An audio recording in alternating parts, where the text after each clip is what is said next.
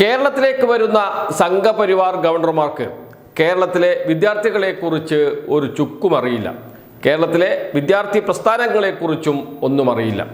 കേരളത്തിലെ ഏറ്റവും വലിയ വിദ്യാർത്ഥി പ്രസ്ഥാനമാണ് SFI. ആ SFIയോട് തുറന്ന് ഏറ്റുമുട്ടി നാണം കെട്ട് തിരിച്ചു പോകേണ്ടി വന്ന ഒരു ഗവർണറുണ്ട്. അദ്ദേഹത്തിൻ്റെ പേരാണ് ആരിഫ് മുഹമ്മദ് ഖാൻ. വിദ്യാർത്ഥികളോട് ഏറ്റുമുട്ടുക, വിദ്യാർത്ഥികളോട് നേർക്കുനേർ നിൽക്കുക, ഗവർണർ പദവിക്ക് നിരക്കാത്ത രൂപത്തിൽ പ്രവർത്തിച്ച ആളായിരുന്നു ആരിഫ് മുഹമ്മദ് ഖാൻ എന്ന കാര്യത്തിൽ ആർക്കും തർക്കമുണ്ടാകില്ല. അത്രമാത്രം തെരുവുകളിലേക്ക് ഇറങ്ങി വിദ്യാർത്ഥികൾക്ക് നേരെ SFIക്ക് നേരെ കുരച്ചു ചാടിയ ആളായിരുന്നു ആരിഫ് മുഹമ്മദ് ഖാൻ എന്ന ഗവർണർ. പുതിയ ഗവർണർ വന്നു. അതേപോലെയല്ല പുതിയ ഗവർണറുടെ നീക്കം. കുറച്ചുകൂടി കൗശലത്തോടു കൂടിയാണ് അദ്ദേഹം SFIയെ നേരിടാൻ ഒരുങ്ങുന്നത്, കേരളത്തിലെ പുരോഗമന പ്രസ്ഥാനങ്ങളെ നേരിടാൻ ഒരുങ്ങുന്നത്.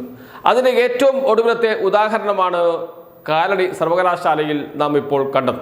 കാലടി സർവകലാശാലയിലേക്ക് ചാൻസലർ കൂടിയായ ഗവർണർ പോകുന്നു. 2 പൊതുപരിപാടികൾ പങ്കെടുക്കാനാണ് അദ്ദേഹം പോകുന്നത്.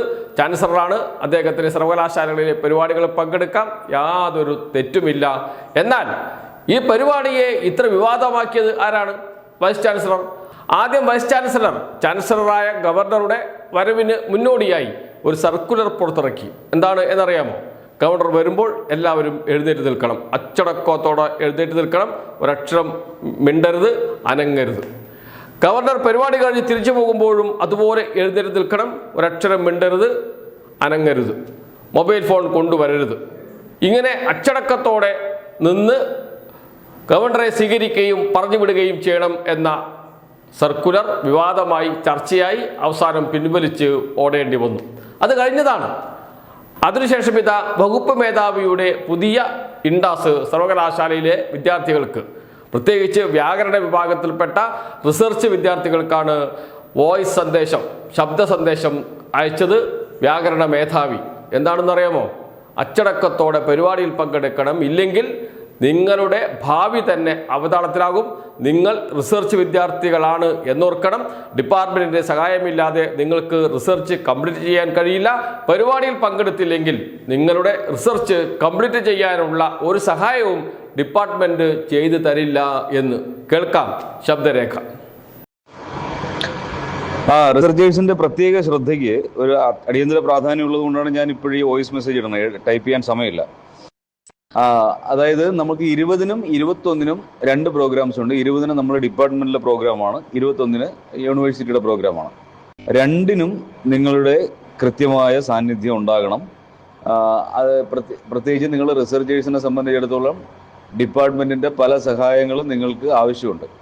അപ്പോൾ നിങ്ങൾ നമ്മളോട് സഹകരിക്കുന്നതിനനുസരിച്ചിരിക്കും നിങ്ങൾക്ക് തരുന്ന സഹായങ്ങൾ. അത് പ്രത്യേകം ഓർമ്മിച്ചോളണം. അപ്പോൾ ഇതിൻ്റെ 20-ാം തീയതി നടക്കുന്ന പരിപാടി എന്ന് വെച്ച് കഴിഞ്ഞാൽ ഒന്ന് നമ്മുടെ കുട്ടികളുടെ സെൻഡ് ഓഫ് ആണ്. അതുപോലെ തന്നെ അതിൻ്റെ കൂട്ടത്തിൽ പിന്നെ നമ്മുടെ ഡിപ്പാർട്ട്മെൻറ്റിൻ്റെ ഭാഗമായിരുന്ന പൂർണിമ ടീച്ചറിന് ഒരു സെൻഡ് ഓഫ്, ടീച്ചർ ഈ വർഷം പിരിയാണ്, ടീച്ചറിനും സെൻഡ് ഓഫ് കൊടുക്കുന്നു. അപ്പോൾ ഇത് നമുക്ക് വെളിയിൽ നിന്ന് ആളിനെ കൊണ്ടുവന്ന് ഇത് പരിപാടി ചെയ്യിപ്പിക്കാൻ പറ്റില്ല. അപ്പോൾ നമ്മുടെ BA മുതൽ റിസർച്ചേഴ്സ് വരെയുള്ള ആൾക്കാരാണ് നമ്മുടെ ആൾക്കാർ.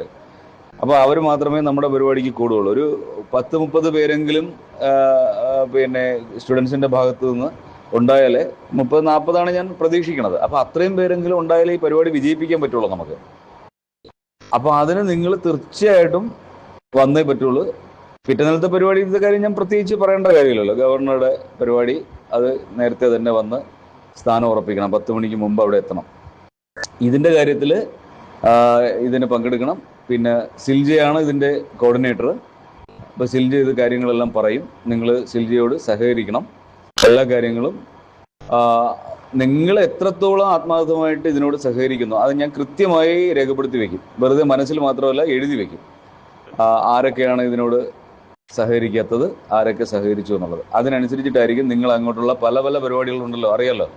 അവസാന RIC, ഓപ്പൺ ഡിഫൻസ് വരെയുള്ള കാര്യങ്ങൾ ഉണ്ട്. അപ്പോൾ അതിന് നിങ്ങൾക്ക് ഡിപ്പാർട്ട്മെൻറ്റിൻ്റെ ഭാഗത്ത് നിന്നുള്ള സഹായം കിട്ടണമെങ്കിൽ, വേണ്ട രീതിയിൽ കിട്ടണമെങ്കിൽ നിങ്ങൾ നമ്മളുടെ അടുത്ത് സഹകരിച്ചാൽ മാത്രമേ ആ രീതി പരിഗണിക്കൂ. വ്യാകരണ മേധാവിയുടെ ഭീഷണി ആർക്കെതിരെ? വിദ്യാർത്ഥികൾക്ക് നേരെ. വന്നില്ലെങ്കിൽ നിങ്ങളുടെ ജീവിതം ഞാൻ അവസാനിപ്പിക്കും എന്ന് വെച്ചാൽ വിദ്യാഭ്യാസ ജീവിതം അവസാനിപ്പിക്കും എന്ന്. നിങ്ങൾക്ക് റിസർച്ച് കംപ്ലീറ്റ് ചെയ്ത് പോകാൻ കഴിയില്ല, അതിനെല്ലാ തടസ്സങ്ങളും ഡിപ്പാർട്ട്മെന്റ് ചെയ്യും. പറയുന്നത് ഡിപ്പാർട്ട്മെന്റ് മേധാവിയാണ്, വ്യാകരണ മേധാവിയാണ് പറയുന്നത് ശബ്ദ സന്ദേശത്തിലൂടെ. നാം ആലോചിച്ച് നോക്കണം എവിടെ എത്തി നമ്മുടെ സർവകലാശാല എന്ന്. രാജാവിനേക്കാളും വലിയ രാജഭക്തി എന്നൊക്കെ കേൾക്കാറില്ലേ? അതാണ് ഇവിടെ വൈസ് ചാൻസലറും പിന്നീട് വ്യാകരണ മേധാവിയും ചെയ്തത് എന്ന് പറയേണ്ടി വരും. പക്ഷെ വിദ്യാർത്ഥികളോ ശക്തമായി എതിർത്തു. വിദ്യാർത്ഥികൾ പറഞ്ഞു, ഞങ്ങൾ പങ്കെടുക്കില്ല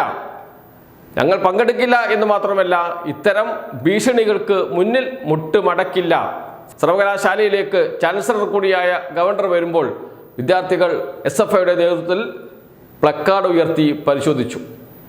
തമ്പ്രാൻ എന്ന് വിളിപ്പിക്കും, പാളയിൽ കഞ്ഞി കുടിപ്പിക്കും, അതൊക്കെ പണ്ട് മതി എന്ന മുദ്രാവാക്യത്തോടു കൂടിയാണ് പ്ലക്കാർഡിൽ എഴുതി ഉയർത്തിപ്പിടിച്ച മുദ്രാവാക്യങ്ങളാണ് ഗവർണറെ സ്വീകരിച്ചത് സർവകലാശാലയിലേക്ക്. SFIയുടെ നേതൃത്വത്തിലാണ് പ്രതിഷേധം ഉയർന്നത് എന്നുകൂടി ഓർക്കണം. എന്ന് വെച്ചാൽ അമിതാധികാര പ്രയോഗത്തിന് എതിരെ, സംഘപരിവാറിൻ്റെ രാഷ്ട്രീയത്തിന് എതിരെ, രാജാവിനേക്കാളും വലിയ രാജഭക്തി കാണിക്കുന്ന സർവകലാശാല അധികൃതർക്ക് എതിരെ ശക്തമായ പ്രതിഷേധമാണ് കാലടി സർവകലാശാലയിൽ ഉയർന്നു വന്നത്. ഇത് ഒറ്റപ്പെട്ട സംഭവമല്ല. ഇനിയും ഇങ്ങനെ വിദ്യാർത്ഥികൾക്ക് തെരുവിലിറങ്ങേണ്ടി വരും. കാരണം ഗവർണർ, ചാൻസലർ ഇവിടെ തന്നെയുണ്ട്. ഗവർണർക്ക് ഓശാന പാടുന്ന വൈസ് ചാൻസലർമാരും ഇവിടെയുണ്ട് എന്നതുകൊണ്ട് തന്നെ.